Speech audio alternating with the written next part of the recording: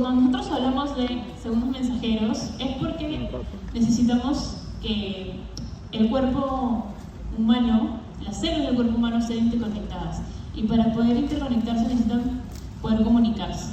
Entonces, nosotros estamos hablando de una comunicación intercelular.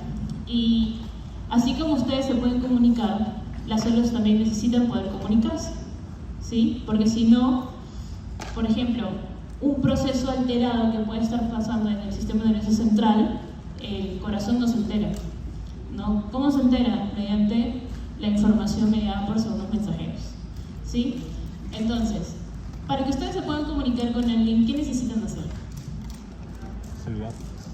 Llamar, hablar. O sea, recuerden la parte de cómo es la comunicación, las partes de la comunicación, que tiene que haber un mensaje, tiene que haber un mismo idioma, un canal, ¿no? Todo eso. Ya, también hay ciertas características que necesitamos cumplir para que haya una comunicación intercelular. Por ejemplo, tenemos aquí, creo que no funciona, ya bueno, tenemos aquí un ejemplo que son las uniones gap.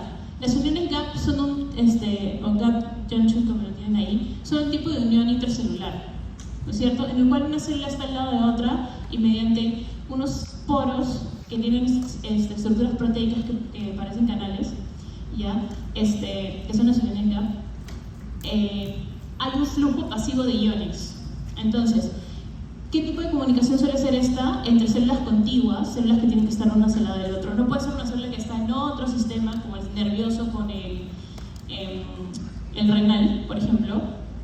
Esos sistemas están muy alejados, tienen que ser células contiguas de un mismo sistema que puedan generar cierta comunicación. ¿Sí? Claro, es un tipo de unión celular, las uniones gap, ¿sí? Pero a través de esas uniones hay un poro en el medio, y en medio de ese poro, de la unión gap, va a haber un flujo pasivo de iones, ¿sí? ¿Y cómo es un flujo pasivo de iones? Una difusión a favor de la gradiente de concentración, siempre de donde hay mayor concentración a donde hay menor concentración. ¿Y qué iones pueden pasar por esos canales? Generalmente pueden ser sodio, calcio, potasio, son los iones que se suelen compartir y generar flujo pasivo de iones, ¿sí?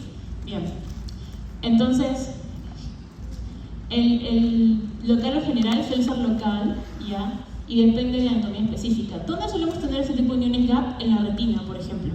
Hay flujos pasivos de iones a nivel de la retina. Y también en los hepatocitos, ¿ya? Otra forma de comunicación es mediante la sinapsis, ¿sí? Se puede generar entre dos células nerviosas o en otra célula nerviosa y otra célula de un tejido distinto, ¿no? Porque recuerden, la sinapsis, que son las comunicaciones interneuronales, se puede dar entre dos neuronas o entre una neurona y un órgano, una terminación nerviosa y un órgano. Entonces hay sinapsis presinápticas, postsinápticas y extrasinápticas, ¿no? ¿Se acuerdan? ¿Han visto en biología eso? Sí, lo van a ver más específico cuando ven fisiología, neurofisiología, lo van a ver más específico. Entonces, este tipo de comunicación mediada por sinapsis es cómo se comunican las células nerviosas entre ellas o con un órgano extra sistema nervioso. Por ejemplo, si nosotros vemos que el corazón es parte de un sistema autónomo, un sistema que no es controlado a nuestra voluntad, porque ninguno de nosotros puede decidir, o sea, con la mente que quiere que el corazón lata más, ¿no es cierto? O que lata menos, ¿sí? Es parte del marcapaso natural que tenemos en el corazón. Entonces, ese sistema autónomo va a liberar mediante una sinapsis, las fibras nerviosas del sistema autónomo van a llegar al corazón y van a liberar algo llamado neurotransmisor. Entonces, todo lo que es a nivel de sinapsis es mediado por neurotransmisores que van a actuar sobre receptores. Pueden ser actividades locales, pero también se pueden haber sinapsis que son mucho más distantes, ¿sí? Pero sí tiene que, para poder ejercer su efecto, una terminación nerviosa tiene que estar al lado, No puede haber sinapsis si no hay un nervio cerca.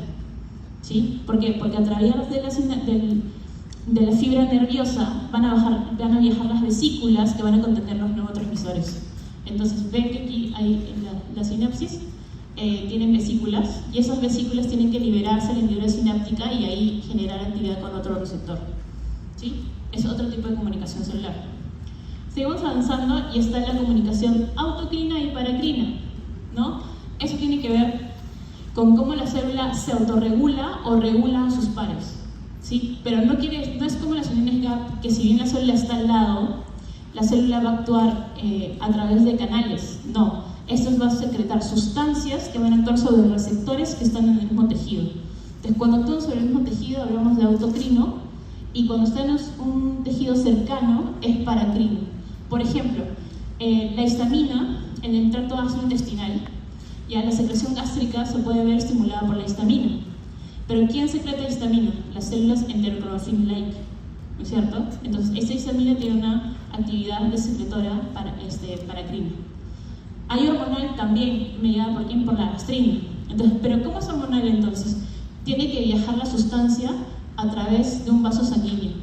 Entonces, si una sustancia es liberada al torrente sanguíneo y en el torrente sanguíneo va a llegar a un receptor y va a activarlo, eso es una regulación hormonal. ¿Y quién estudia toda la regulación hormonal? El sistema endocrino. ¿Sí? Hasta ahí vamos bien de todos los tipos de comunicación celular que pueden haber. Ya, muy bien. Entonces, como vemos, muchas de estas sustancias van a actuar sobre los llamados receptores. Entonces vamos a hablar justamente de eso, de qué son los receptores. Estructuralmente un receptor es una proteína, ¿sí? Y recuerdan, seguro el doctor les habló en la clase anterior acerca de la estructura de la membrana celular.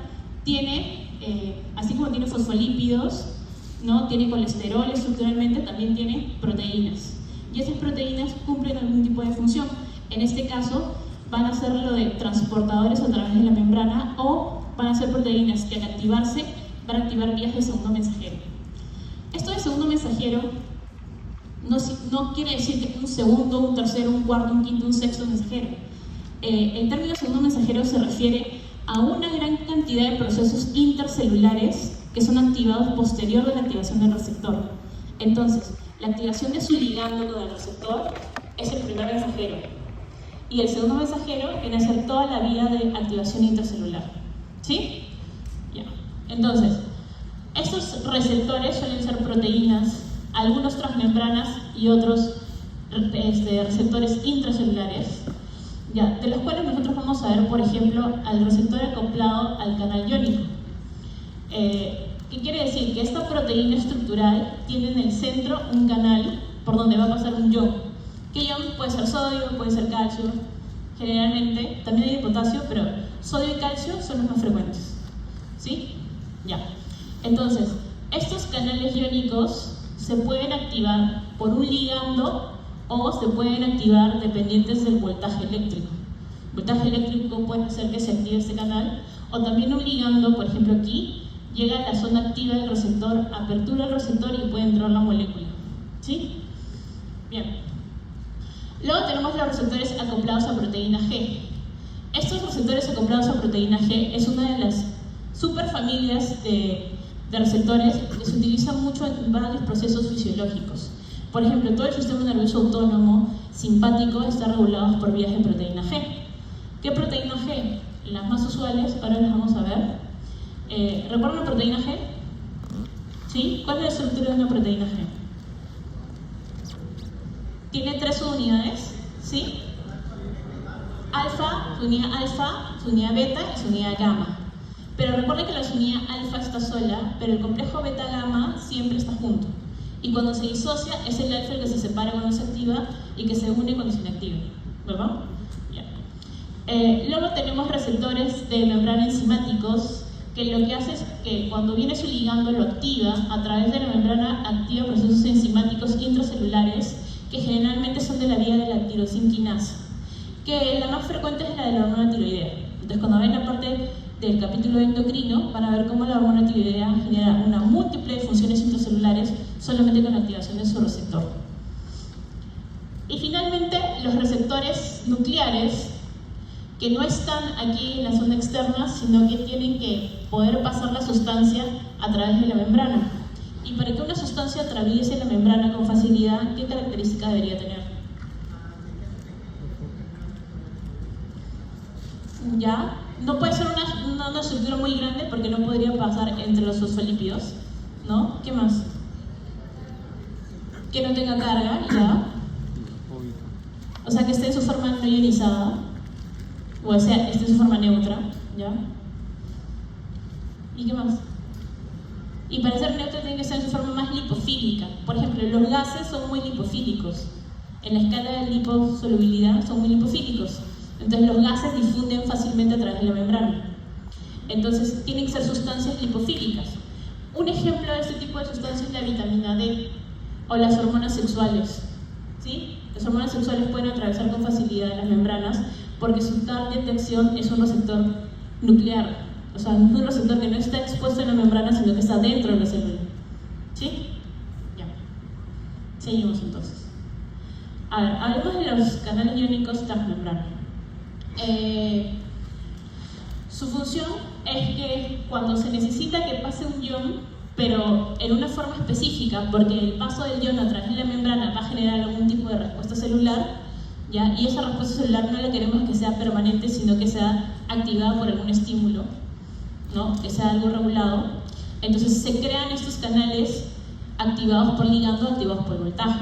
Por ejemplo, si es activado por ligando, acá, este sitio, como les mencioné, es el sitio activo de unión. El ligando natural de este receptor se va a unir, haciendo que este receptor, que generalmente está inactivo, pase a la forma activa, abriendo el canal por donde va a pasar el ion. Un ejemplo de este tipo de receptor iónico activado por ligando, ¿ya? Que es el dominio del ligado a ligando, ¿ya? Es el receptor de acetilcolina. ¿Se acuerdan qué es la acetilcolina? Es un neurotransmisor del sistema nervioso autónomo, es el principal del sistema nervioso autónomo, la acetilcolina. Entonces, cuando la acetilcolina llega a su receptor nicotínico, por ejemplo, el receptor nicotínico es un receptor acoplado a un canal iónico activado por ligando. ¿Cuál es su ligando? Acetilcolina. Y cuando llega el receptor, activa ese receptor y deja pasar un ion. ¿Qué ion? Sodio, ¿no? Porque ese receptor nicotínico justamente permite el paso de iones de sodio. Entonces, normalmente este ejemplo con el receptor nicotínico lo encontramos en la unión neuromuscular.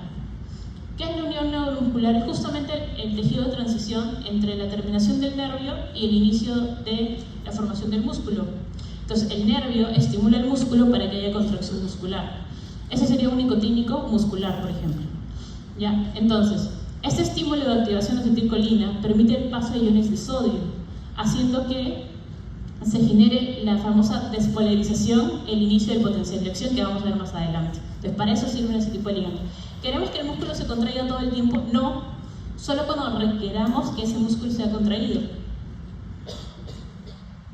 Perdón. Entonces, este tipo de receptores activados por ligando nos permite que cuando se quiere la activación, el ligando sea liberado para que pueda activar a su receptor, ¿sí? Si no, simplemente está almacenado en las vesículas. Existen dentro de estos receptores iónicos transmembrana el dominio ligado a ligando, que suele ser extracelular, viene el ligando externo y se une al receptor de membrana, pero también hay otros dominios que pueden ser dentro del canal o intracelular. O sea, ¿qué quiere decir? Que la sustancia puede venir por la zona interna celular y activar aquí o activar acá, en diferentes zonas del canal. Y esa unión genera la activación, la apertura del canal. ¿Sí? O sea, no hay un único sitio de unión al receptor, pueden haber 2, 3 o múltiples sitios de unión a los canales iónicos activados por ligando.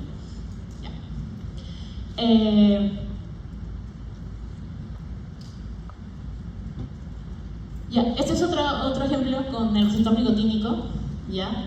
Es un polo y generalmente el receptor nicotínico tiene sus unidades. Los canales iónicos activados por ligando van a estar formados por sus unidades.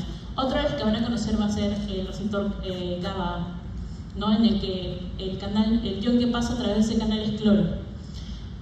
Van a ver que esos receptores están formados por sus unidades. En el caso del canal del receptor nicotínico tiene dos alfas, un gamma y un delta, ¿sí? Y eso más o menos su estructura. ¿Y dónde se une la acetilcolina? En el sitio activo que está en la subunidad alfa, y eso genera la activación del receptor.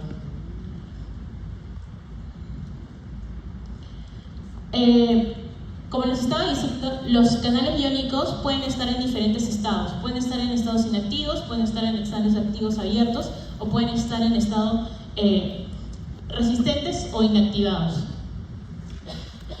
Por ejemplo, cuando llega su estímulo, el canal va a estar abierto, ¿no? Porque el ligando está activo o porque ha venido un estímulo de voltaje que ha generado la apertura del canal. Cuando el canal está cerrado, es un estado de equilibrio en el cual, si bien no pasan iones, el estímulo, o sea, tú le ejerces un estímulo a ese receptor y va a poder abrirse, y al abrirse va a permitir el paso de los iones. Y cuando está en estado resistente o inactivo, es un estado que por más que llegue ligando, ese receptor no se va a activar.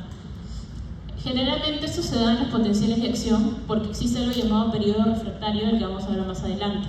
Entonces, en un estado refractario, una célula no se puede volver a despolarizar, una membrana no se puede volver a despolarizar. Por ende, ese estado del receptor es inactivo. Por más que venga el ligando y quiera estimularlo para que se active, no se va a poder activar, ¿sí? Entonces, los estados de los canales pueden ser abiertos, cerrados o inactivos. Inactivo resistente a la despolarización, a la activación, ¿no? Por la despolarización. Estos canales iónicos pueden ser, como les dije, activados por ligando, pero también activados por voltaje. ¿Cómo es eso del voltaje? La membrana de las células excitables tiene un potencial de membrana. Dependiendo del tipo de célula, el potencial de membrana va a variar. Puede ser menos 60, menos 70, menos 90, menos 95, de qué depende del tipo de célula que estamos hablando. Entonces, un cambio en la gradiente de voltaje, por ejemplo, en una neurona, hay un estímulo eléctrico, ¿no? Va a hacer que estos canales se abran porque ha cambiado el potencial de membrana. Entonces, al cambiar el potencial de la membrana, estos canales se pueden abrir por ese cambio en la potencia en la que solían estar en su estado inactivo. Y los regulados por segundo mensajero son algunos canales que se pueden abrir por activación de proteinquinasas activadas por la vía de la proteína G. Entonces, las vías de la proteína G pueden activar proteinquinasas. Proteinquinasa A, proteinquinasa C, los más comunes. Entonces, estas proteinquinasas pueden generar desfosforilaciones y al fosforilar pueden generar aperturas. Entonces, los que son regulados por segundo mensajero tienen un dominio citosólico acoplado a la proteína G que al generar el segundo mensajero genera una apertura de ese canal. Esa es por la vía intracelular, la activación de ese canal. Aquí tenemos un ejemplo de canales iónicos. Por ejemplo, los analgésicos locales como la lidocaína van a bloquear a los canales de sodio dependientes de voltaje. Entonces, hay canales de sodio activados por ligando como el de acetilcolina, pero también hay canales de sodio dependientes de voltaje, como lo que están en las terminaciones nerviosas, ¿sí? Entonces hay diferentes tipos de canales. O es el canal de sodio del tipo ENaC, que es el canal epitelial de sodio, que lo vemos expresado sobre todo a nivel de la nefrona. Bien, y luego tenemos las benzodiazepinas, que pueden bloquear al diazepam, por ejemplo. Las benzodiazepinas, que es el diazepam, puede bloquear al canal activado por ligando, que es el GABA-A. ¿No? El GABA-A, el que mencionamos, que es el receptor para el neurotransmisor GABA. El receptor se llama GABA-A y cuando se activa permite el paso de iones cloro. Y cuando pasa el cloro, ¿qué pasa con el potencial de membrana? Se hace más negativo. Eso lo vamos a ver en un ratito, ¿ya? Pero eso es otro ejemplo de un canal iónico. Bien, ahora tenemos a los receptores transmembrana con dominio enzimático vincular. Estos suelen ser activados por ciertos tipos de hormonas y generalmente lo van a ver en todo lo que es el sistema endocrino. El más frecuente de todos estos tipos es el acoplado a la tirosinquinasa y que puede ser utilizado por la hormona tiroidea o por la hormona de crecimiento. Entonces, ese tipo de hormona genera actividad de tirosinquinasa ¿para qué? Para activar factores de transcripción intracelulares que generen la producción de mayor actividad metabólica ya sea porque aumentan la actividad de los ribosomas, o ya sea porque aumentan la activación de factores de transcripción a nivel nuclear para que se creen más proteínas, para que se creen más enzimas, etc. Ese es el tipo de regulación que hacen estos receptores transmembrana con dominio enzimático. Genera que toda la cascada metabólica se active a través de la vía de la tirosinquinasa, que es la más frecuente de todas. ¿Sí? Ya.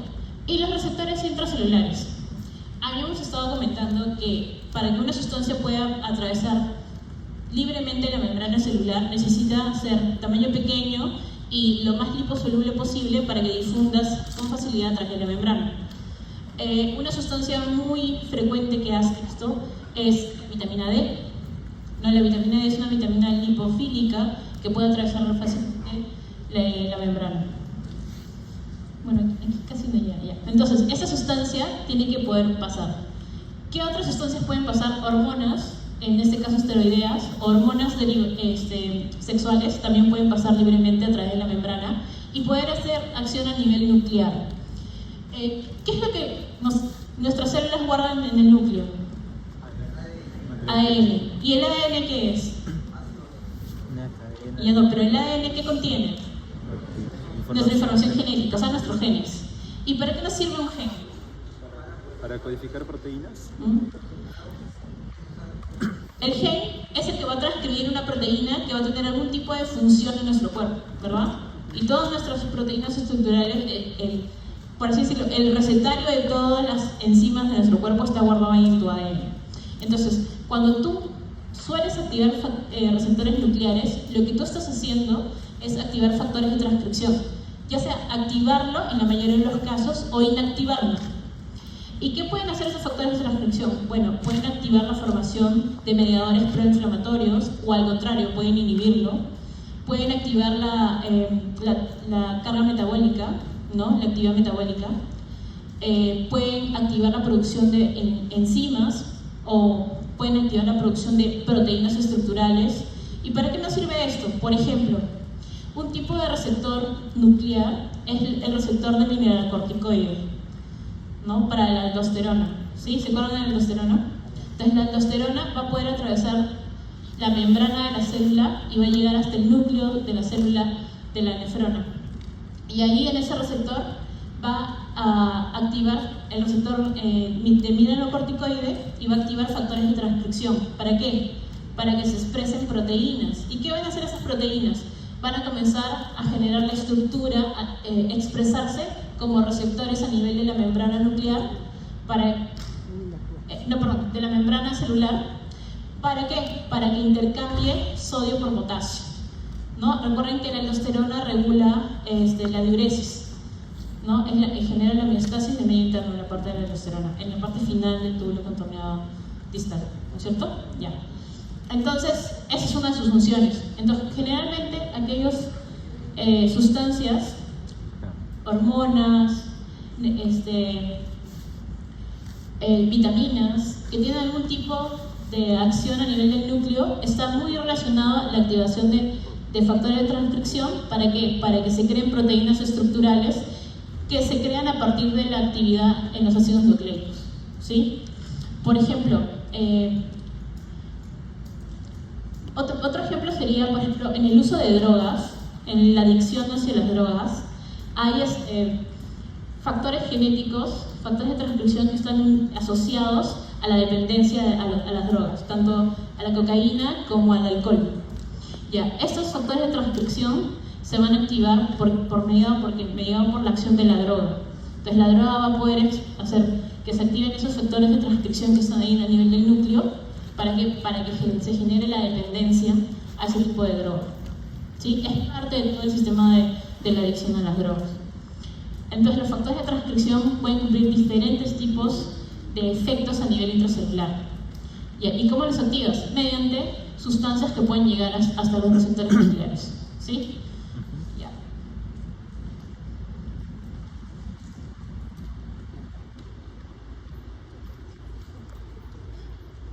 Y ahora pasamos al gran grupo de familia de los receptores acoplados a proteína G, o también llamados receptores metabotrópicos. Estos receptores son receptores transmembrana, ¿ya? Que tienen varios dominios transmembrana, que van a estar en su parte interna asociados a una proteína G, que tiene las tres unidades, alfa, beta y gamma. ¿Ya? Cuando está unido el alfa, beta y gamma, generalmente tiene un GDP. Este GDP gana un fosfato, ¿ya? Para transformarse a GTP, para activar a la proteína y que el alfa se separe. Al la unidad alfa estar separada, ¿ya? Esta proteína G está activa, el alfa se separa y va a ir a otra estructura que va a ser una estructura efectora. ¿De qué va a depender cuál es esta estructura efectora? Del tipo de proteína G que se haya activado. Entonces, hay subtipos de proteína G, sí. No sé si ya lo vieron en biología, pero hay proteína GS, GQ, GI y G0, las más abundantes. Entonces, una vez que se haya activado el alfa y haya activado su efector, este GTP va a perder nuevamente el fosfato y va a hacer que la unidad alfa se vuelva a unir y vuelve a GTP. Y así se activa y se inactiva el receptor. Entonces, tenemos proteína GS, proteína GI, G0 y proteína GQ. Estas proteínas G van a tener diferentes tipos de activación según el efector que vayan a ir a activar. En el caso de la proteína GS, va a activar canales de calcio y va a activar a la famosa adenina ciclasa. La adenina ciclasa es una enzima que se va a encargar de transformar el AMP en AMP cíclico, no el adenosín monofosfato, lo va a transformar, lo va a ciclar, por eso se llama adenina ciclasa. Y al transformarlo en AMP cíclico, está activando a un segundo mensajero intracelular, porque el AMP cíclico tiene otras funciones que vamos a ver más adelante. Si es una proteína G, cuyo alfa es una GI, esta GI, GS viene de stimulation, por eso es que activa adenina ciclasa, y GI viene de inhibitory. Entonces, la I viene de inhibir a la adenina ciclasa. Entonces, la unidad alfa de esa proteína G va a inhibir a la adenina ciclasa, haciendo que las concentraciones del segundo mensajero AMP cíclico disminuyan. Si bien la primera adenina ciclasa aumentaba las concentraciones, ¿no?, de AMP cíclico, el GI va a inhibir la adenina ciclasa y por eso el AMP cíclico se va a disminuir. Entonces, estos tipos de receptores generalmente van a generar efectos opuestos dentro de la misma célula efectora, porque uno aumenta el AMP cíclico y el otro lo disminuye.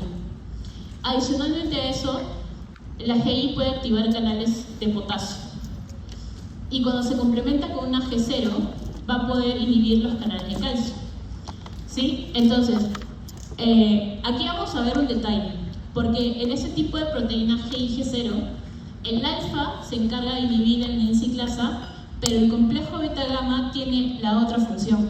Entonces, en ese tipo de proteína G, tanto alfa como complejo beta-gamma tienen una actividad de segundos mensajeros. Entonces, la actividad de segundos mensajeros del complejo beta-gamma sería inhibir el canal de calcio y activar los canales de potasio.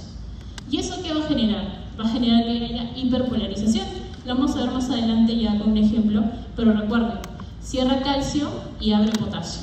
¿Sí? Y luego tenemos la proteína GQ. Cuando se activa una GQ, se va a activar a la fosfolipasa C. ¿Sí? Que existe dos tipos, la beta y la gamma. Entonces, beta y gamma se van a unir para poder formar otros mediadores de segundos mensajeros que se llaman IP3, inositol trifosfato, ¿ya? Y el TAG, el famoso TAG, diacilglicerol. Y estas dos sustancias van a fungir de segundos mensajeros intracelulares y hacer diferentes tipos de actividades dependiendo de en qué célula efectora están. ¿Sí? Ya, entonces, vamos a hablar primero de los detalles de lo que hace una proteína GQ. Habíamos dicho que una GQ, cuando se activa, el alfa se va a separar y va a ir a un efector, que en este caso, si es GQ, ¿cuál es el efector? Fosfolipasa C. Bien, si es una fosfolipasa, ¿qué creen que hace? Fosforila. Fosforila, ¿a quién? Más que fosforilar, sí fosforila, pero recuerden que las enzimas, la actividad de la enzima ASA es que corta, ¿verdad? Pero ¿quién corta? A un fosfolípido. ¿Y dónde hay fosfolípidos acá? La membrana. En toda la membrana, ¿verdad? En toda la membrana están los fosfolípidos. Sí, entonces, este fosfolípido que suele ser inositol fosfato va a ser cortado, primero se va a fosforilar y luego va a ser cortado por esta fosfolipasa para formar IP3 y diacilglicerol. Entonces, este IP3 va a tener sus vías de segundo mensajero, su vía, y el diacilglicerol comúnmente va a activar a la proteinquinasa C, y esa proteinquinasa C, bueno, todas las proteinquinasas van a fosforilar. Aquí en diferentes estructuras depende de la célula efectora, ¿sí? Por ejemplo, si esta fuera una célula del músculo liso, ya van a ver la clase de contracción de músculo liso en la siguiente clase con el doctor Yoshimoto. Pero si esta fuera una célula muscular lisa, esta proteinquinasa C aperturaría un canal de calcio. ¿Se acuerdan que habíamos hablado que hay canales que se pueden aperturar por fosforilación de quinasas? Este sería un ejemplo. La proteinquinasa C puede fosforilizar el canal y aperturar ese canal para que entre calcio a la célula. Ya, entonces la vía de la fosfolipasa C hace toda la transformación de un fosfolípido mediado por la fosfolipasa C para que se formen dos mediadores de segundo mensajero, IP3 y diacilglicerol. Ya. Luego tenemos a la GS y la GI, que les mencioné que se oponen. La GS y la GI se oponen.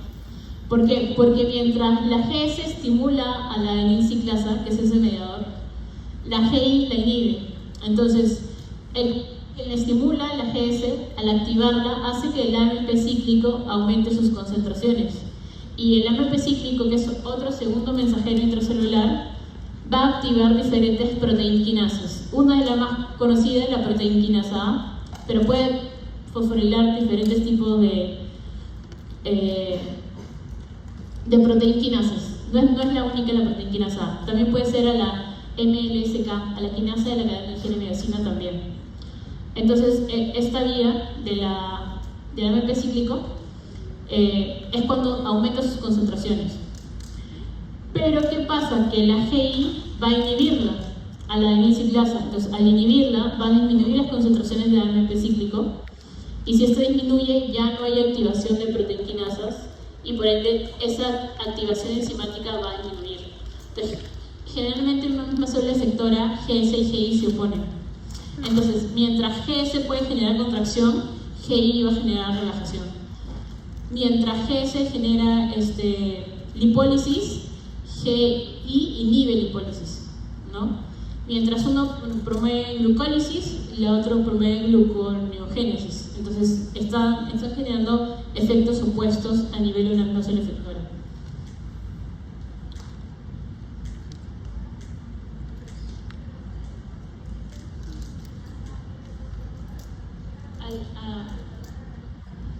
No, es que las reguladoras catalíticas pueden ser varias. Entonces puede ser la proteinquinasa A, la MLSK, la calcio-calmodulina también pueden ser. Son varias. Bien, entonces vamos a ver que el fosfatidilinositol, ese fosfolípido de membrana, va a fosforilarse y va a formar fosfatidilinositol 4-fosfato, que es el PIP, que está acá.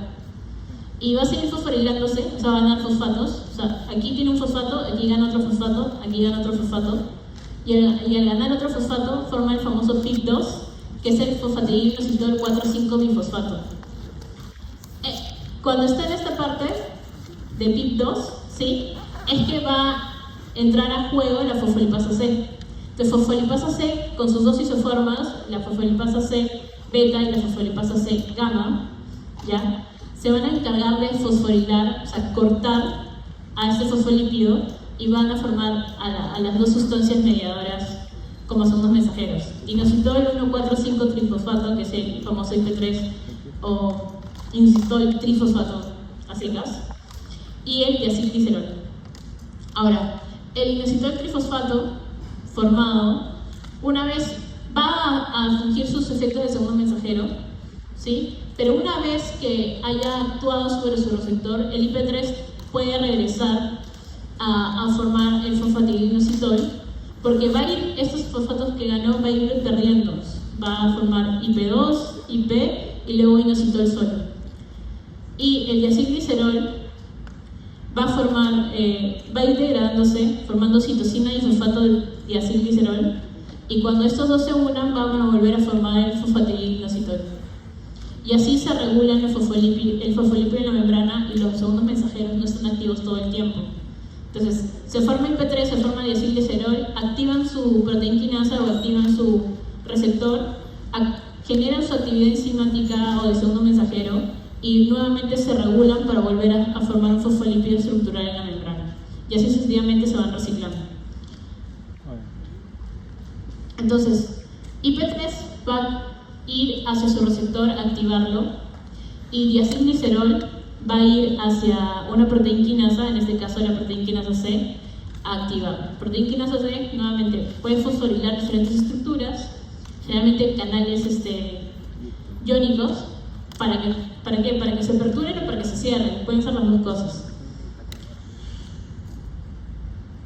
Ya, entonces, esto es el receptor de IP3. El receptor de IP3 se llama IP3R, así lo van a encontrar, no tiene otro nombre distinto. Es un receptor tipo canal iónico, o sea, es un canal iónico activado por ligando. ¿Cuál es el ligando? IP3. Ahora, este canal, cuando se activa, permite el paso de iones calcio. Entonces, ¿dónde está este receptor IP3R? Está en el retículo endoplasmático o en el retículo sarcoplásmico, cualquiera de los dos.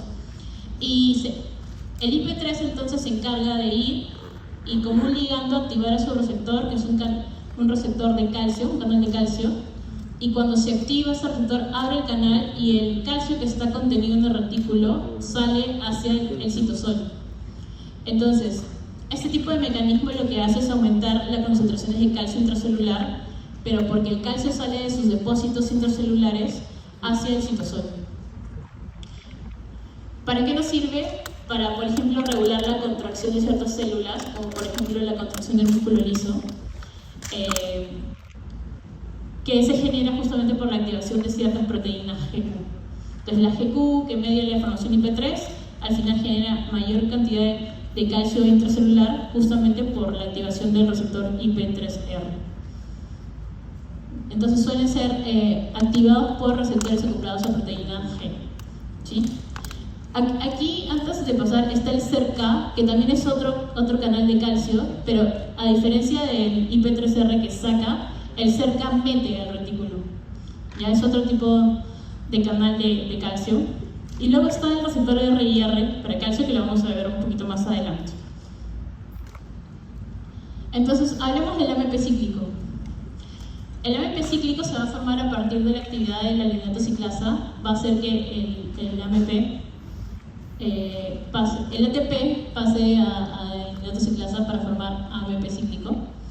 ¿Ya? Y ese AMP cíclico tiene actividad de segundo mensajero, pero cuando ya no queremos su actividad, una forma es bloquear la adenina ciclasa, pero otra forma es aumentar su metabolismo. ¿Y cómo se aumenta el metabolismo del AMP cíclico? Mediante la fosfodiesterasa.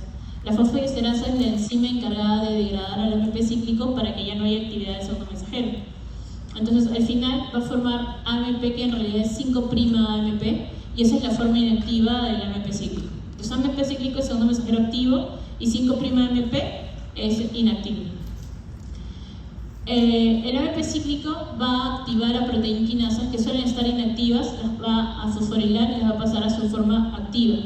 Una de las más frecuentes es la proteína quinasa A, ya viene de ahí. Y la proteína quinasa A va a hacer diferentes efectos dependiendo en qué célula está. Porque, por ejemplo, si es una célula muscular lisa, va a generar la fosforilación de la cadena ligera de miosina, y eso genera relajación. Pero si está en el músculo cardíaco, va a fosforilar canales iónicos de calcio, va a aperturar ese canal de calcio, va a entrar calcio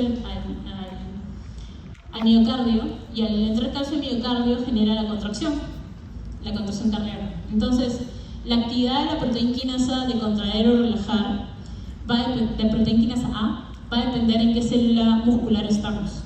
No va a hacer las mismas acciones en el músculo liso, en el músculo esquelético o en el músculo cardíaco.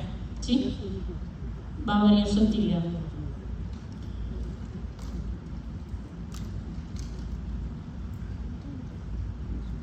Ya, y por último tenemos al GMP cíclico. En el caso del GMP cíclico, que es la guanosil monofosfato, que es guanosil monofosfato cíclica, ¿ya? Lo que pasa es que el GMP se va a ciclar y esta forma ciclada se activa mediante la acción del óxido nítrico. ¿Y se acuerdan qué hace el óxido nítrico en el organismo? La memoria.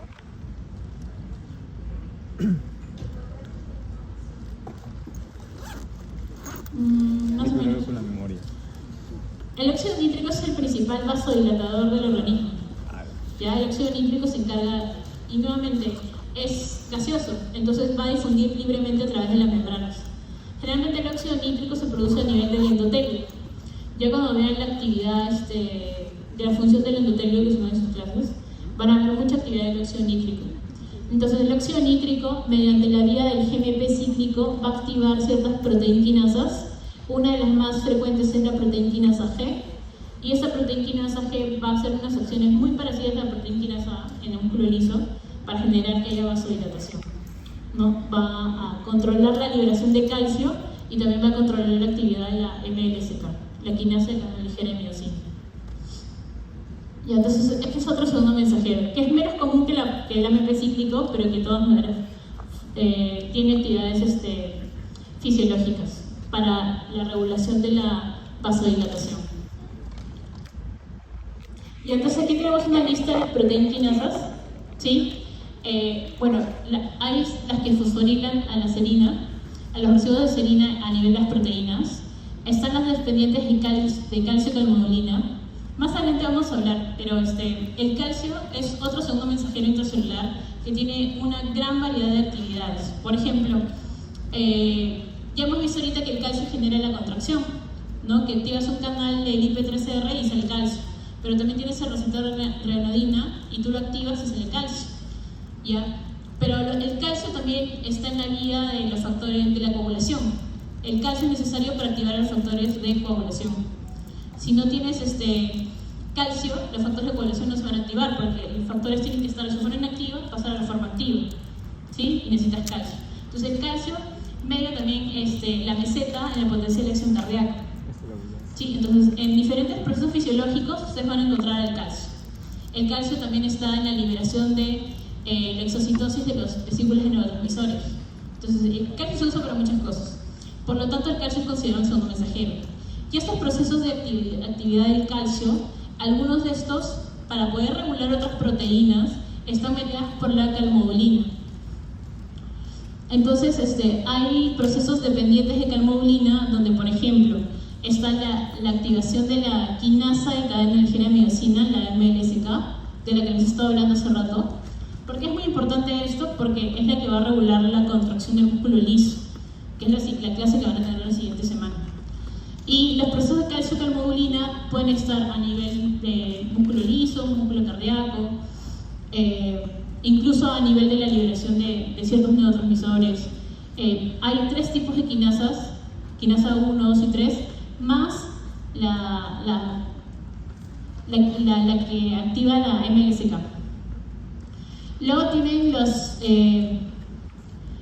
la proteinquinasa C, de las que yo les hablaba hace poco. Luego están los dependientes de AMP, donde tienes la de AMP cíclico, que es la proteinquinasa A, y la IGMP cíclico, que es la proteinquinasa G. Y algunos quinasas que van a fosforilar residuos de tirosina, que están asociados a lo que serían las vías enzimáticas de tirosinquinasa, pero no son muy frecuentes en el organismo. Generalmente tienen que ver con factores de crecimiento, factores de transcripción. Factores, sobre todo, factores de crecimiento celular a nivel metabólico. Ya, entonces, como estamos hablando del calcio, vamos a ver que los canales de calcio tienen una gran diversidad y están muy distribuidos a nivel de todo el organismo. Hay los canales de calcio dependientes de voltaje. ¿Qué quiere decir? Que dependiendo del cambio de potencial de membrana, esta membrana se despolariza y puede generar la activación de estos canales de calcio. Ya están los canales de calcio activados por ligando, que uno de ellos ya los vimos, el IP3R, es un canal de calcio activado por ligando. Están los canales de calcio mecánicos, ¿ya? Y están los canales de calcio que operan para almacenaje, que ese, por ejemplo, es lo que vimos hace rato del CERCA, sirve como esta función de almacenaje. Entonces, va a haber diferentes tipos de receptores de canales de calcio. Pero también existe la actividad del canal de calcio mediante su proteína modulada por calcio que se llama calmodulina. O sea, el nombre de calmodulina viene justamente de ese nombre, proteína modulada por calcio. ¿Y qué pasa cuando el calcio activa la calmodulina? Se forma el complejo calcio-calmodulina, que puede formar a estas cuatro quinasas tipo calmodulina. Y bueno, van a mediar diferentes tipos de actividades, dependiendo de dónde están ubicados. Entonces vamos a ver la siguiente. Ya, esa es una tabla de dónde están ubicados los diferentes canales de calcio. ¿Sí? Como les dije, hay unas controladas por voltaje, de las cuales el N, ya, el PQ y el R están a nivel de las terminaciones nerviosas. Diferentes secciones de las terminaciones nerviosas, de las cuales el N está a nivel, genera la liberación de neurotransmisores de las terminaciones, igual que el PQ, y el R sí está a nivel de las dendritas. ¿Ya? Entonces, recuerden que el calcio es un catión, ¿no? Que tiene carga positiva y genera despolarizaciones. Aunque generalmente el calcio le gusta meterse a la célula, cuando hay movilización de calcio, hay movilizaciones de cargas positivas. Entonces, a nivel de las terminaciones nerviosas van a generar voltajes positivos. Entonces, en los canales de calcio tipo N, va a generar que se liberen neurotransmisores. Entonces, vieron en la sinapsis que las vesículas van a almacenar neurotransmisor, ¿ya? Y para que el neurotransmisor se libere, necesita poder unirse, integrarse a la membrana y liberarse por exocitosis. Y entonces, si no hay actividad de calcio, no hay actividad de todo el sistema enzimático de proteínas para que se pueda producir la exocitosis, ¿no? Es parte de los mecanismos de transporte a nivel celular. Ya, entonces vamos a ver que esos son los activados por voltaje a nivel neuronal, pero también están a nivel de las otras células, como por ejemplo para la contracción, donde los canales de calcio de tipo L son los más conocidos, los más conocidos en general. Entonces vamos a ver que los canales de calcio de tipo L van a estar, por ejemplo, en el músculo liso vascular y en el músculo cardíaco. Van a haber algunas sustancias, no en el cuerpo, sino a niveles de fármacos, que van a ser mucho más específicos para ciertos tipos de canales de calcio. Entonces es importante identificarlos y saber la diferencia en ubicación y en función de estos tipos de canales, para saber qué tipo de fármaco puede bloquear a cada uno en específico. Luego tenemos el canal de antígeno ligando del IP3R, ¿ya? Que libera calcio de los retículos endoplasmáticos sarcoplásmicos a partir de su activación, y el de reanodina. ¿Y el de reanodina dónde está?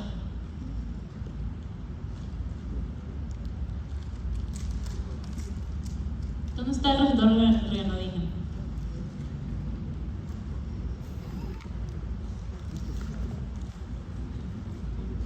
Por ahí dice. Está en el músculo cardíaco. Ya, la contracción del músculo liso y la contracción del músculo cardíaco son diferentes. Pero los dos son músculos, sí, pero el músculo esquelético, el músculo liso y el músculo cardíaco se contraen de forma distinta. Todos utilizan calcio, pero la maquinaria de contracción es diferente. Primero, porque la contracción del músculo esquelético es voluntaria, y la contracción del músculo liso suele ser involuntaria, ¿no? Y la contracción del músculo cardíaco también es involuntaria, porque lo controla el autónomo. Entonces ustedes van a ver que cada tipo de contracción va a tener sus variabilidades en función a que el tejido es distinto, a pesar que todos son músculos, y que el control uno es voluntario y el otro es involuntario, ¿sí? Por ende, el calcio, si bien va a generar que haya contracción, pero lo va a generar de diferentes formas. Entonces, cuando existe la contracción cardíaca, va a haber un ingreso de calcio al músculo cardíaco, pero ese calcio va a generar la activación de ese canal de reanodina. Y cuando se activa este receptor de la reanodina, cuyo ligando es calcio, pero doctor, usted me está diciendo que ese canal es un canal de calcio. ¿sí? Y quiere su ligando calcio. O sea, su ligando es calcio para que tenga más calcio. Sí, así es el receptor renina.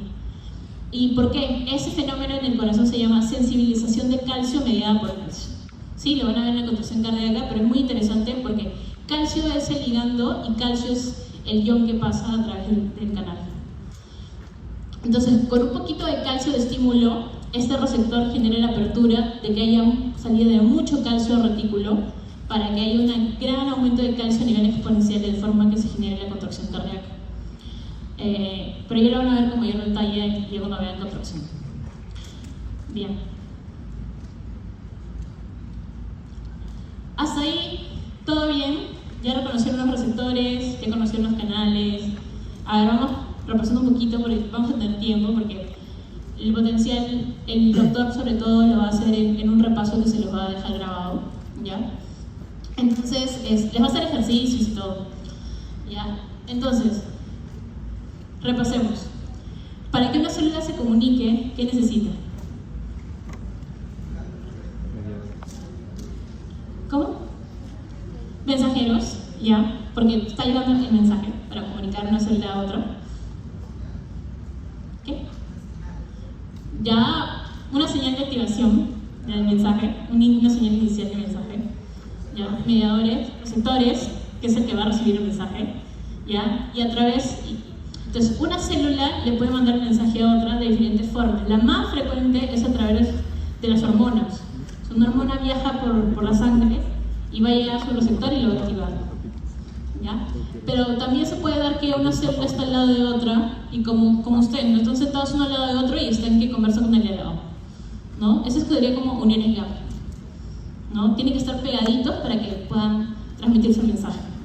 Pero si, por ejemplo, su compañera le quiere mandar una información a su compañera que está por allá, ¿ya?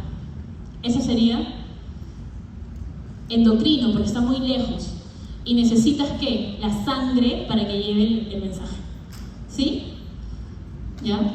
Y así podemos dar diferentes ejemplos de cómo se van a comunicar las células. Pero siempre tiene que haber un mensajero, un receptor y una señal de inicio. Entonces, cuando hay un estímulo, se activa el receptor y luego va a activarse unos mensajeros para que en la célula efectora se generen diferentes procesos intracelulares, ¿ya? Y dentro de esos mediadores intracelulares tenemos a la famosa vía de la proteína G. En la vía de la proteína G tenemos, ¿cuántas proteínas G? Principales, ¿no? Hay más, 4. pero suelen usarse mucho menos. 4. Ya, a ver, ¿cuáles? G0, GQ, GS, GI, ¿sí? G y G0 suelen ser hermanas, ¿ya? G y G0 van juntos. Porque cuando se activa el I del alfa I, ¿qué hace ese G, esa alfa? Esa GI, alfa. ¿Cómo? Inhibe, ¿a quién inhibe? ¿A qué? A la adenilciclasa, muy bien. A la adenilciclasa. Entonces GI, el alfa va a inhibir la adenilciclasa. Pero en la GI, G0 tiene una peculiaridad que no tienen las otras. Que el complejo beta-gamma activa otra cosa. ¿Qué activa?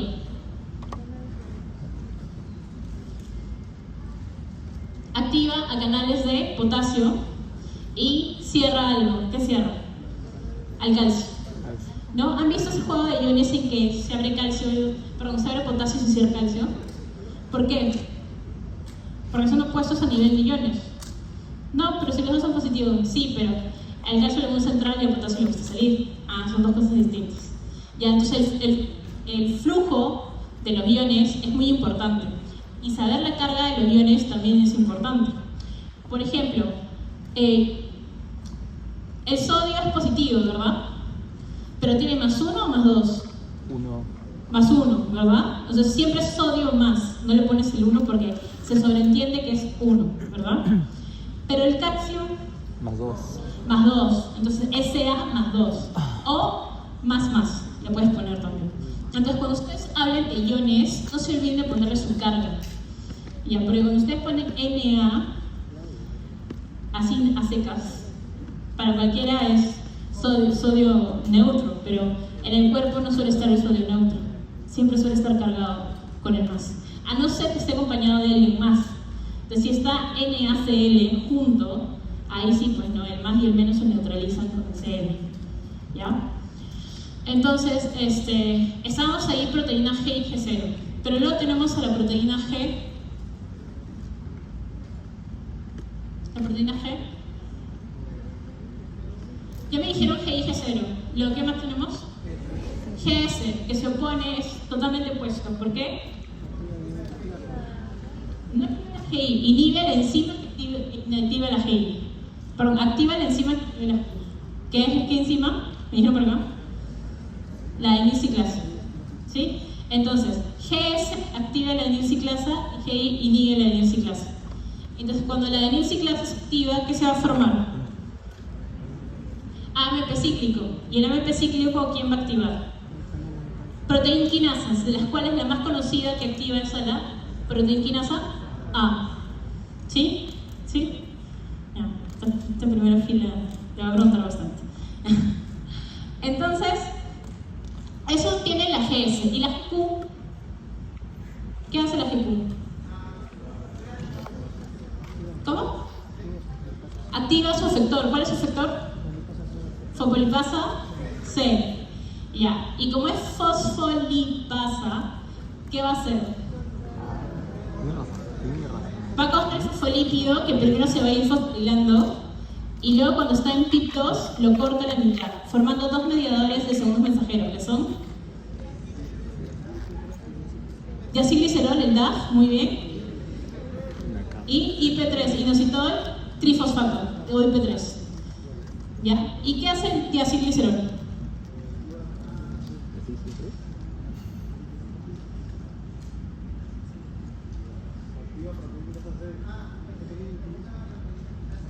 Activa la proteinquinasa C, muy bien. El diacilglicerol activa la proteinquinasa C. ¿Y qué hace el IP3? Antes de abrir el canal, va al receptor, que es el canal, ya, es porque va a un receptor activado por ligando. ¿Sí? Activado por ligando. Entonces, si les preguntan, ¿el receptor de IP3 qué tipo de receptor es? Ah, es un receptor activado por ligando, que el ligando es el IP3. ¿Sí? ¿Y qué ion pasa? Calcio. ¿Pero qué hace? ¿Que el calcio salga de la célula o entre de la célula? No, que salga del retículo del citosol. Ah, muy bien. ¿Ven que son cosas distintas? Hacer que entre la célula, que salga. ¿Hacia dónde sale? Del retículo hacia el citosol. ¿Sí? Entonces, ¿ven, chicos, que la fisiología celular es bien fácil? Me lo han repasado todo en un ratito. ¿Sí? El diacilglicerol activa proteinquinasa C. ¿Sí? La proteinquinasa C. Y proteinquinasa C fosforila, puede ser un canal de calcio, puede ser otra enzima, depende de qué célula estemos. Ya. Entonces, hasta ahí ya toda la vía de segundo mensajero parece que la domina muy bien. Entonces vamos a lo que es potencial de membrana. Pero para poder hablar de potencial de acción y potencial de membrana, tenemos que ver lo que son los potenciales de difusión. ¿Sí? Ya. Esto es sacado del Constanzo. La primera parte tiene una mezcla entre el Brenner y unas pinceladas de Guyton y unas pinceladas de Constanzo. ¿Sí? Pero esta segunda parte está entre el Constanzo y el Guyton, porque lo tiene mucho mejor descrito. Entonces, el Constanzo, si han leído el Constanzo, ¿verdad? ¿Sí? Es muy bonito ese libro. Es bien fácil de entender. Si alguna vez se complica con un tema, lean el Constanzo. Entonces, el Constanzo define el potencial de difusión como es la diferencia de potencial generada a través de una membrana cuando un soluto cargado, o sea, un ion, se difunde a favor de su gradiente de concentración. ¿Sí? Más o menos ahí nos entiende. Si lo leemos, nos vamos a perder un poco. Pero acá es importante. No causan cambios en la concentración de los iones en la solución global. O sea, ¿qué quiere decir? Que el movimiento de iones mediante una membrana permeable al ion no va a generar cambios en las concentraciones de iones. ¿Por qué? Porque va a estar delimitado por la carga. ¿Sí? Entonces, vamos a ver. Ustedes saben que las soluciones las pueden generar que tenga un potencial medido por mil equivalentes, mediado por la cantidad de iones que tiene, porque los iones se cargan, ¿verdad?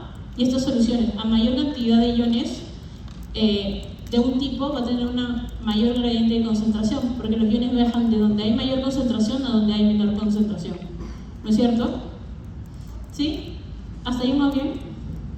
Y entonces tengo una solución y otra solución, y entre ellos hay una... acá hay sodio y acá hay sodio. Sí, pero acá hay mucho más sodio en este lado y acá hay poquito sodio. Entonces, si yo hago que esta membrana sea permeable al sodio y no al agua, el ion se va a ir de donde hay mayor concentración a donde hay menor concentración, ¿no es cierto?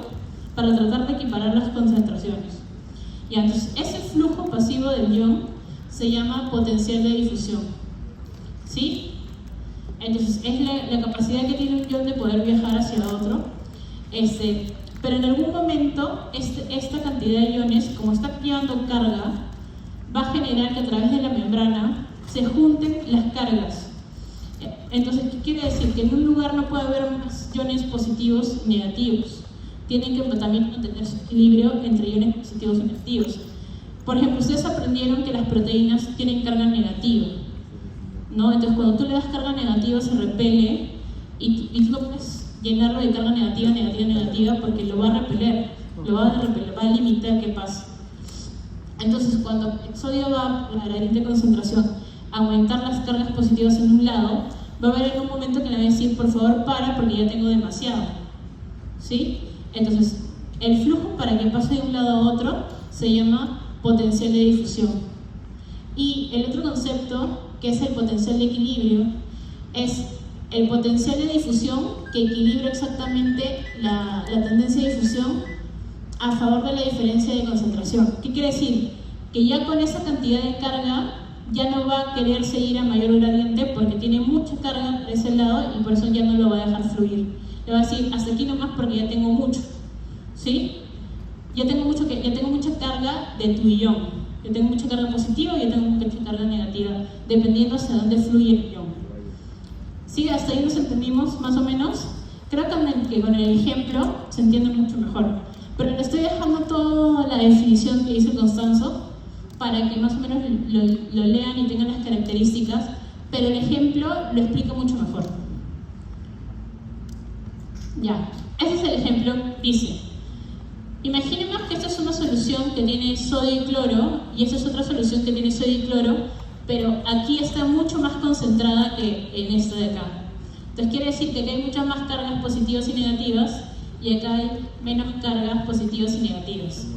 Entonces, ¿qué dicen? Que esta membrana que divide las soluciones es una membrana selectiva para el sodio, o sea, solamente deja pasar sodio, pero no deja pasar cloro.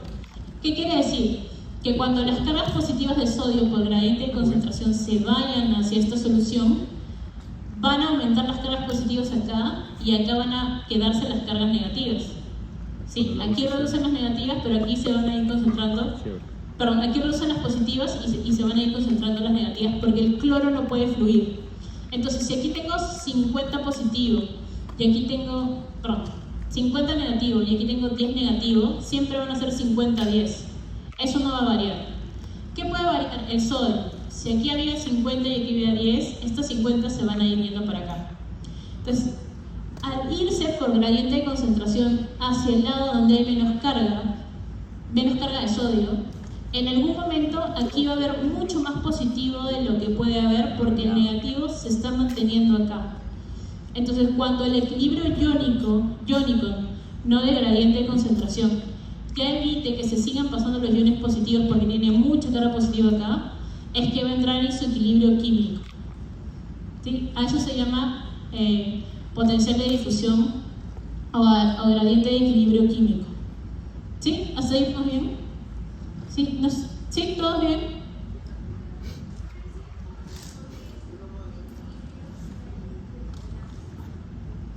No, hay un desbalance en relación a la concentración, ¿no? Pero la carga está generando que, a pesar de que esté más concentrado acá, no siga fluyendo. O sea, va en contra de la gradiente de concentración, la para. Dice, pero si aquí estoy mucho más concentrado, ¿por qué no puedo ir allá? Porque tus cargas positivas están excediendo lo que esta carga negativa puede controlar para mantener un equilibrio, ¿sí? Entonces ahí el sodio entra en equilibrio químico. ¿Qué quiere decir? Que no se va a ir ni para acá ni para allá, se va a mantener igual, no va a fluir, a pesar que la membrana sigue siendo permeable al ion, en este caso permeable al sodio, ¿sí? Ya. Entonces, nuestra membrana es permeable a iones. Sí, nuestra membrana va a ser permeable a iones, pero no todo el tiempo. ¿De qué va a depender? De la apertura de estos canales iónicos activados por voltaje o activados por ligando. No habíamos dicho, activado por ligando era con acetilcolina y activado por voltaje son las terminaciones nerviosas, justamente para que se puedan despolarizar, porque el nervio se despolariza rápidamente. Bien, entonces, ¿se acuerdan de cuáles son los iones intracelulares y cuáles son los extracelulares? ¿Sí? Ya. Entonces, ¿sodio es intra o extra? Extra. Extra, el principal extra. Entonces, si quieren ver la concentración, sodio 142 afuera y 10 más o menos adentro. Potasio, Intra. el principal intra. Y hay poquito afuera, pero hay mucho dentro. Calcio es extra. Y el cloro también extra, ¿por qué? Porque siempre acompaña al sodio. El cloro y el sodio suelen ir de la mano siempre. Ya. Entonces, ¿qué va a pasar cuando nosotros hagamos que nuestra membrana, así está en equilibrio cuando la membrana no es permeable a los iones? Pero ¿qué pasa si yo comienzo a ser permeable a los iones?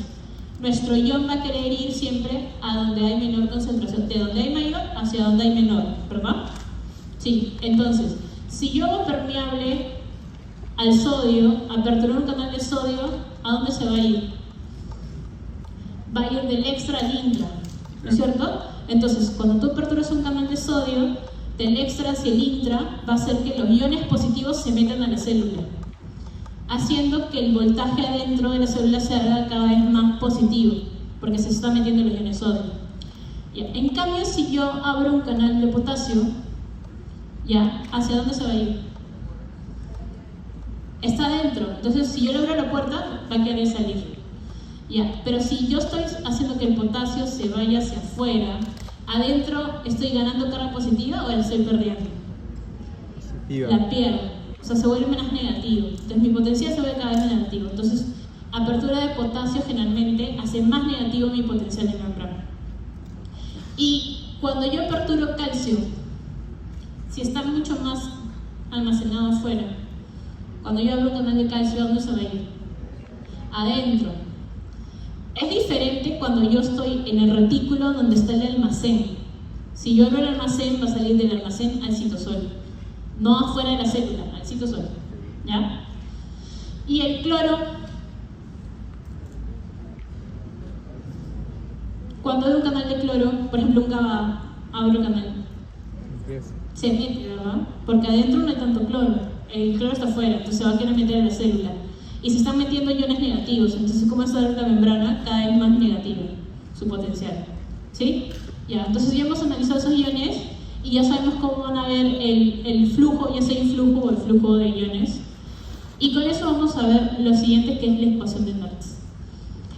La ecuación de Nernst la deben haber visto en lo que es química, física, ¿no? Para ver la regulación del potencial de las membranas entre dos soluciones, ¿no? Una membrana y dos soluciones. Pero en este caso, para el organismo, está la concentración intracelular y la concentración extracelular. Se hace el logaritmo del cociente de la relación entre las dos concentraciones.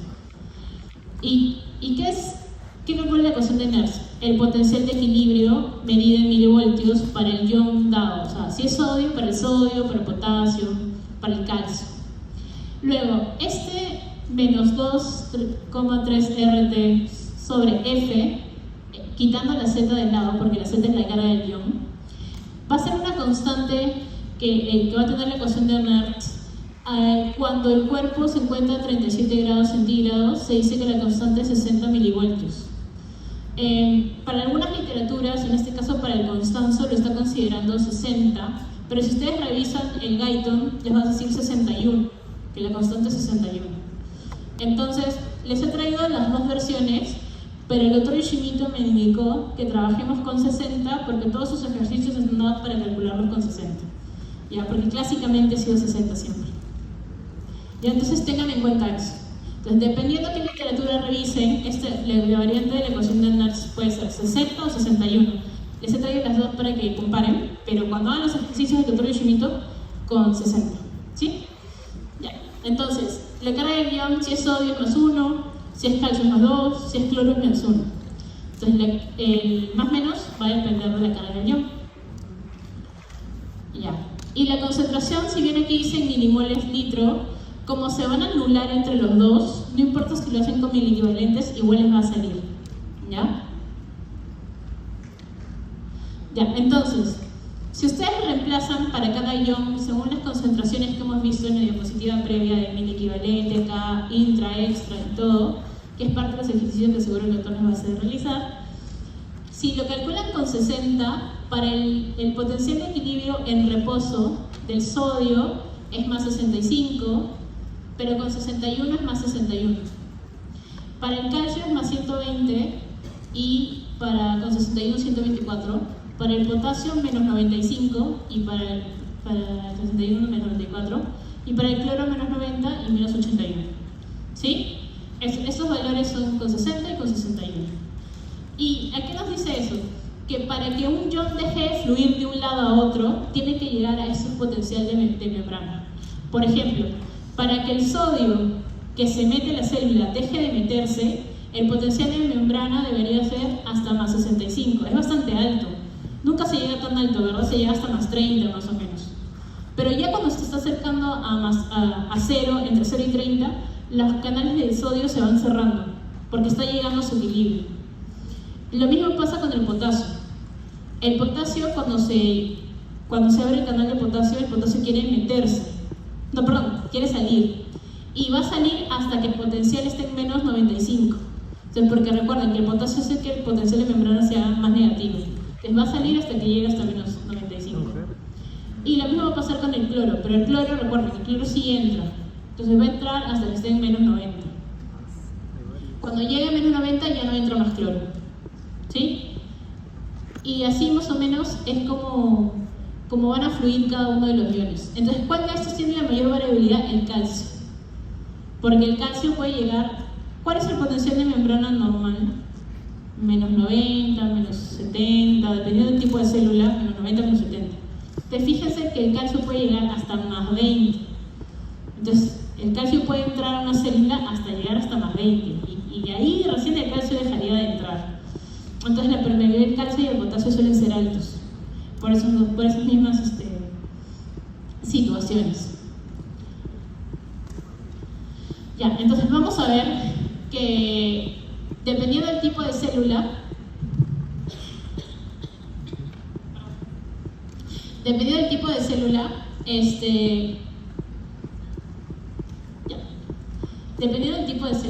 vamos a tener potenciales en reposo, los rangos de variabilidad van a ser distintos. Por ejemplo, una célula nerviosa, una neurona, tiene un potencial en reposo, de potencial de membrana en reposo de menos 60 a menos 70. ¿Sí? Ya. Algunas literaturas la van a encontrar menos 60, otras menos 70. Pero, ¿qué es importante? Que cuando ustedes trabajen, la mayoría trabaja con menos 60, cuando ustedes hacen que el cloro entre, ya, que ganando iones negativos, se va a hiperpolarizar, ¿no? Recuerden ese término, hiperpolarización. Se va a hiperpolarizar, y cuando se ha hiperpolarizado, puede llegar a de menos 60 a menos 65, o de menos 65 a menos 70, y esa variabilidad de pequeñas, de 5 menos, puede evitar que se forme el potencial de acción. O sea, esa pequeña variación evita que se haga toda la despolarización posterior. Así que no es poco esa variabilidad. Luego tenemos el músculo esquelético entre menos 85 a 95, ¿sí? Un promedio de menos 90. Por ejemplo, aquí cuando se habla de la difusión del sodio y la difusión del potasio, se dice que la constante de equilibrio de la membrana es menos 90. ¿Pero por qué? Porque aquí funge algo llamado la bomba sodio-potasio ATPase. ¿no? Que les habló el doctor la clase pasada en transporte de la bomba sodio-potasio TPasa. Sí, y la bomba sodio-potasio TPasa, ¿qué tipo de transporte es? ¿Pasivo o activo? Activo, es contraadherente de concentración, porque hace ATP. Entonces, cuando hablamos de la ecuación de Nernst de las constantes de equilibrio iónico, estamos hablando en términos de que el único ion que se movilice sea ese ion. Pero recuerden que en la membrana celular no solo se moviliza ese ion, en la mayoría de membranas se moviliza sodio y potasio y en algunas adicionalmente el calcio. ¿Sí? Entonces no podemos hablar de solamente esos dos iones, tenemos que hablar de todos los iones. Entonces, y no solamente eso, se moviliza el sodio, se moviliza el potasio y luego la bomba sodio-potasio TPasa vuelve todo a su estado original, haciendo que el sodio que se metió salga y que el potasio que salió entre, ¿no? En contra de la gradiente, generando por eso el equilibrio en la membrana. Entonces, si yo mezclo cada uno de los potenciales dados por la difusión del sodio, la difusión del potasio y la actividad de la bomba sodio TPasa, voy a tener el potencial de membrana en equilibrio. Pero ¿qué pasa? Eso yo no lo puedo calcular con la ecuación de Nernst, eso lo calculo con la ecuación de Goldman. Que también el doctor me mencionó que les va a hacer unos ejercicios ahí con la ecuación de Goldman, ya para que puedan también calcular. O sea, cuánto es el sodio, cuánto es el potasio y cuánto hace la bomba. Y puedan calcular. Que eso no suma de todo en realidad. Bien, entonces seguimos. El músculo liso tiene un potencial de reposo de menos 50 a menos 60. Y fíjense que el músculo cardíaco es de menos 80 a menos 90. Ven que el liso, el esquelético y el cardíaco son diferentes, ¿sí? Es más, en el cardíaco tenemos dos tipos de células, ¿no? En histología los vieron, las células nodales y las células no nodales, ¿no es cierto? Entonces las células nodales son las células del marcapaso y las no nodales son las células de músculo cardíaco per se, ¿no? Entonces vamos a ver que cada uno de ese tipo va a tener su despolarización especial, dependiendo de si se despolariza una célula nodal o una no nodal en el músculo cardíaco. Por eso tiene un rango de variabilidad. En las células ciliadas en la cóclea también está, es un potencial mucho menor, igual que los fotorreceptores. Entonces los órganos de los sentidos también se generan potencial de membrana. Y se sabe que los astrocitos y el eritrocito también tienen, pero vemos que el eritrocito tiene mucho menos su potencial de membrana, entonces quiere decir que el flujo de iones es mucho menor. No necesariamente por eso se van a despolarizar. Generalmente las células que tienen despolarización son las células nerviosas y las musculares. Pero eso no quiere decir que las membranas no tengan potencial de membrana, porque todas tienen iones. Bien, entonces ya entrando al tema específico del potencial de acción, vamos a ver que las células que van a tener estas, como les mencionaba hace un ratito, son aquellas que tienen, son células excitables, como el nervio y el músculo. El nervio, porque a través de la corriente iónica generan corrientes eléctricas, y el músculo, porque para que genere la contracción tiene que generar una despolarización muscular. Y también hay fibras nerviosas que están controlando esa contracción. Entonces, vamos a repasar términos como la despolarización. ¿Qué es la despolarización? Despolarización.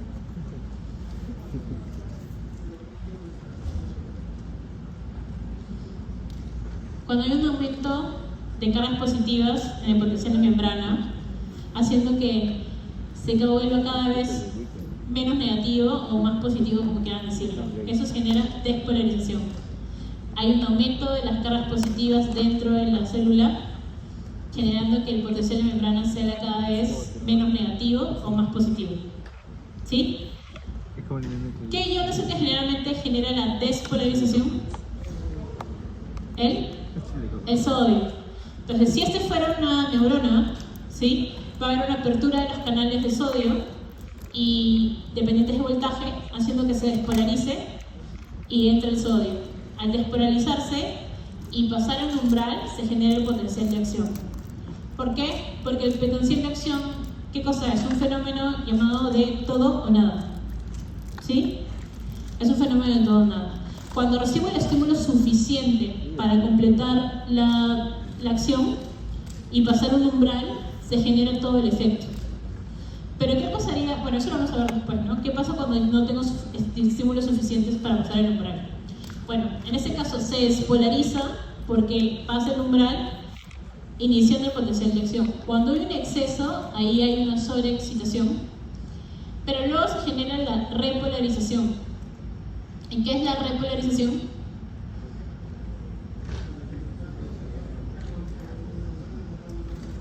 Volver a la carga inicial. Cuando aumentan las cargas negativas o disminuyen las positivas, haciendo que el potencial de membrana vuelva a su estado de reposo. ¿Sí? Esa es la repolarización. Y existe otro fenómeno que se llama de hiperpolarización, que es aquí más abajito. No, si esta curva viniera hasta acá abajo, sería un fenómeno de repolarización.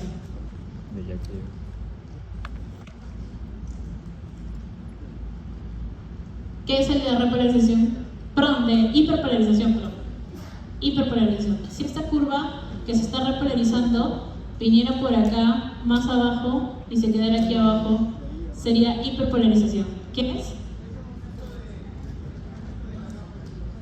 Es un aumento de las cargas negativas más allá del potencial de reposo.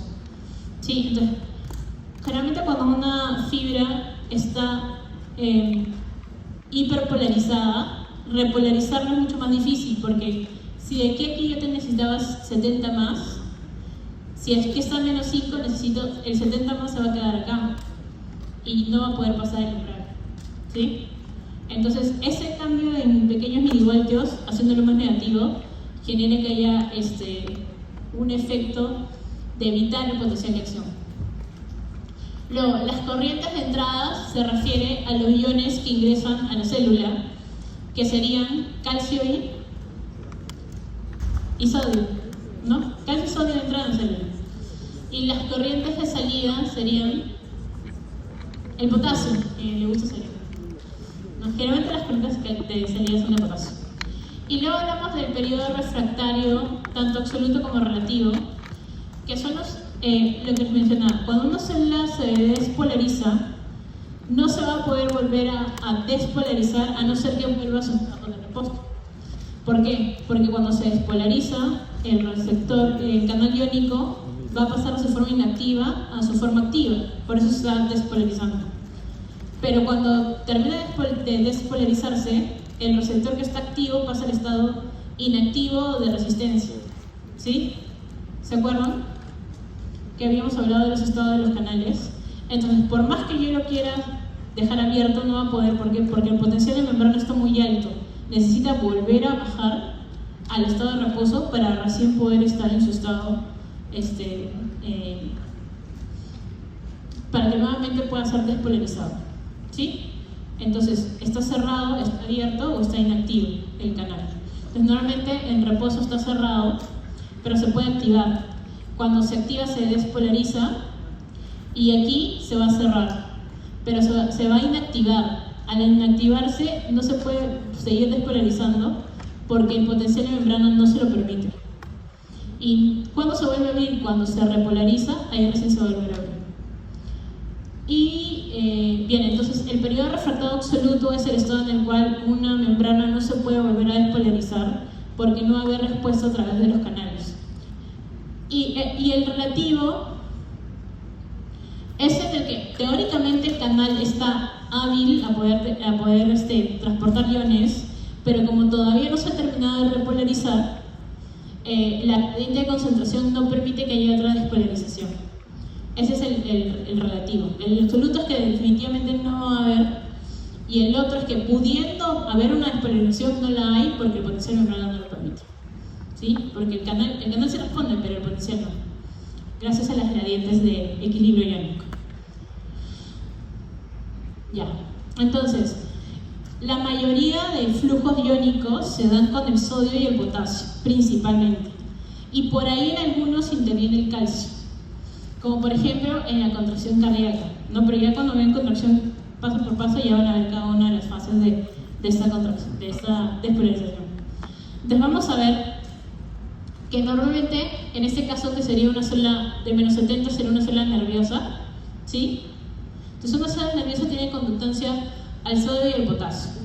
Entonces cuando viene el estímulo eléctrico o el estímulo, por ejemplo, la acetilcolina, se va a activar y se va a despolarizar. Y aquí inicia la conductancia del sodio. Pero cuando llega a un estado entre, que más o menos es alrededor de más 30, los canales de sodio se inactivan. Se inactivan y ya no hay conductancia del sodio. Ya el sodio no puede seguir metiéndose en la célula. Se acabó la conductancia. Pero la del potasio es donde inicia lento, o sea, el sodio inicia rápido y termina rápido, pero la del potasio inicia lento y se mantiene hasta que inicia la bomba sodio-potasio ATPasa, que ahí es donde se genera el cambio. Entonces fíjense cómo desde menos 70 hasta más 10, ahí se cerró sodio, pero mientras hay más 10, el potasio sigue todavía avanzando, y se hace como su meseta en la conductancia del potasio porque la salida del potasio se hace más lenta hasta que se active la bomba sodio-potasio ATPasa y ya se vuelve a repolarizar la célula y vuelve a su menos 70. Eso puede parecer muy lento, pero en realidad esto se da en milisegundos, ¿no? En los 2 milisegundos ya terminó la conductancia de ambos y en menos de 1 milisegundo termina la conductancia del sodio. Entonces la del sodio es muy rápida y la del potasio es mucho más lenta y más duradera en el tiempo. Entonces una célula normalmente es mucho más permeable al potasio que el sodio. No, el sodio es algo rápido que termina rápido, pero el potasio es más constante en el tiempo. ¿Sí? Ya. Entonces aquí tenemos, ya uniendo los conceptos, como aquí hay grado de excitabilidad y grado del potencial de membrana de milivoltios. Cuando está en menos 70 está en estado de reposo, el grado de excitabilidad es muy grande. ¿Por qué? Porque los canales están cerrados pero no están inactivos. Entonces, llega un estímulo y va a generar que haya la despolarización rápida, abriendo sobre todo inicialmente los canales de sodio. Los canales de sodio se van a abrir. Luego los canales de sodio se van a cerrar, se van a activar y paralelamente se van a abrir los canales de potasio. Entonces, los canales de potasio van a hacer que esto disminuya lentamente hasta que se active la bomba sodio-potasio ATPasa, que ya va a hacer que vuelva a su estado de reposo. Pero la conductancia hacia el potasio es mucho más larga en el tiempo, ¿no? El potasio está acá, por acá, y el potencial de acción es esto negro y la conductancia del sodio es esto rojo. Ahora, en esta parte, el periodo refractario absoluto es todo el tiempo en el cual el sodio está en altas concentraciones porque sus canales están inactivos, y ya luego el relativo es que, pudiéndose despolarizar, la bomba sodio-potasio ATPasa no lo deja porque todavía no ha llegado al nivel de potencial de membrana de reposo para generar una despolarización. Entonces es como que unir todos los conceptos que acabamos de repasar en una sola gráfica. ¿Sí? Ya. Entonces, hasta aquí todo bien. ¿Sí? Se entendió qué es potencial de membrana, ya saben cuál es el potencial de reposo, saben diferenciar entre el potencial de reposo de un nervio y de un músculo. ¿Sí? Del nervio no es igual que el músculo, ¿verdad? ¿Cuánto es del nervio? Entre 60 y 70. ¿Y del músculo? Esquelético, sí, esquelético.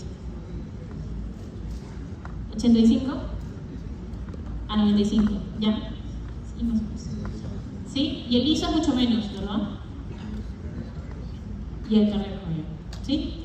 Ya. Entonces, la contracción lisa siempre va a estar presente. ¿Por qué? Porque existe algo llamado sistema nervioso entérico que controla el peristaltismo. Entonces, cuando ustedes evalúen la contracción muscular del músculo estriado, tiene que haber la activación de la unión neuromuscular para que despolarice y contraiga.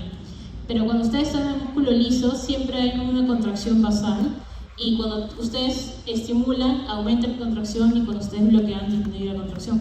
Pero nunca llega a cero, a no ser que bloqueen toda la actividad colinérgica, y eso no suele darse. ¿Sí? Y para terminar, ¿cómo es en el miocardio? Hasta ahorita hemos visto despolarización y repolarización, pero en el miocardio existe esto llamado meseta. ¿Sí? Que son tiempos en el cual la célula todavía sigue despolarizada y no se repolariza, debido a que ahí interviene un ion extra. Hasta ahora hemos hablado de sodio y potasio, ¿no? En la mayoría de potenciales de acción, pero aquí, ¿quién juega? El calcio, muy bien. Entonces, el calcio es el que genera la meseta.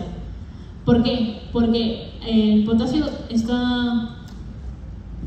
El sodio salió, perdón, el sodio se metió, el potasio comienza a salir y aquí se mete el calcio, haciendo que esa diferencia de iones generada por el calcio haga esta meseta. ¿Para qué hace esa meseta el músculo cardíaco?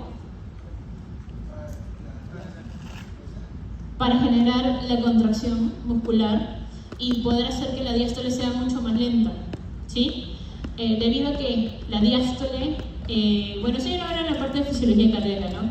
Que el corazón se oxigena en diástole, no en sístole, ¿cierto? Y por eso la diástole es importante. Pero entonces, a diferencia de la otra, esto es la despolarización, la meseta y luego la repolarización, dado que en la meseta es que va a actuar el calcio. Ya. Y finalmente, habíamos hablado de lo que son las sinapsis, ¿sí? ¿No es cierto? Habíamos hablado de lo que son las sinapsis, ¿sí? Ya, y habíamos dicho que la sinapsis es la comunicación entre dos células nerviosas. Generalmente una célula nerviosa presináptica se estimula una postsináptica para que haya una respuesta.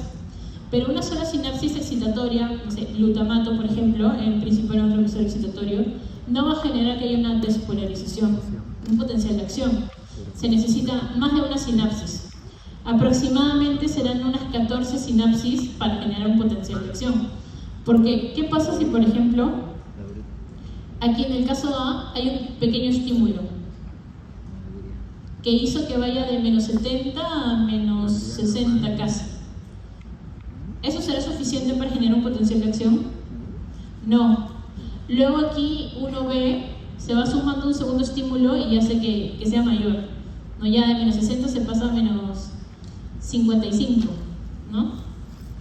Todavía no es suficiente. Entonces, si se genera otro estímulo que pasa el umbral, ahí recién se genera el potencial de acción. Y en este D hay otro estímulo que pasa el umbral y ahí se genera el potencial de acción. Entonces, para que haya un potencial de acción se necesita más de una sinapsis excitatoria. Entonces, ¿recuerdan que hay sinapsis excitatorias e inhibitorias? ¿Sí? No, bueno, de todas maneras van a ver en neurofisiología, así que no se preocupen. Pero entonces las sinapsis excitatorias que son de glutamato generan sobre todo sodio y calcio, ¿no? Los iones positivos. Pero las sinapsis inhibitorias que las da GABA generan cloro, ¿no es cierto? El GABA hace que entre iones cloro. Entonces genera que se hiperpolarice, ¿sí? Hace que ese potencial vaya más abajo. Entonces imaginen si yo comienzo en menos 80 y comienzo por acá, no va a despolarizar, porque el estímulo no es suficiente. Pero si estoy aquí en menos 80 y estoy despolarizado acá, tal vez no llegue, pero este definitivamente sí podría llegar. ¿Sí? Entonces, para que yo genere un potencial de acción completo, como es un fenómeno de todo o nada, ya necesito que siempre el estímulo logre pasar el umbral. Porque si no pasa el umbral, no se genera el potencial de acción. Nuevamente, esa es una definición de que el potencial de acción es un fenómeno de todo o nada. O todo el potencial o nada, cuando se produce nada. Entonces, cuando nosotros queremos regular la sinapsis excitatoria, generamos esos cambios en el potencial de membrana basal, hiperpolarizando para que no haya estímulo. Sí, pues para que no haya. Pero si más bien queremos que haya la despolarización, aumentamos los iones positivos para que sí haya y se genere todo el potencial. Ya, entonces eso es el glutamato y el otro lo hace GABA. En conclusión, estos potenciales que no llegan al umbral se llaman potenciales subliminales agudos, que si los vas sumando podrían generar un potencial, pero normalmente eso se logra más o menos con unas 14 a 16 sinapsis para que haya esa despolarización completa. ¿Ya? Y entonces, la pregunta es, ¿puede cualquier estímulo generar un potencial de acción? No.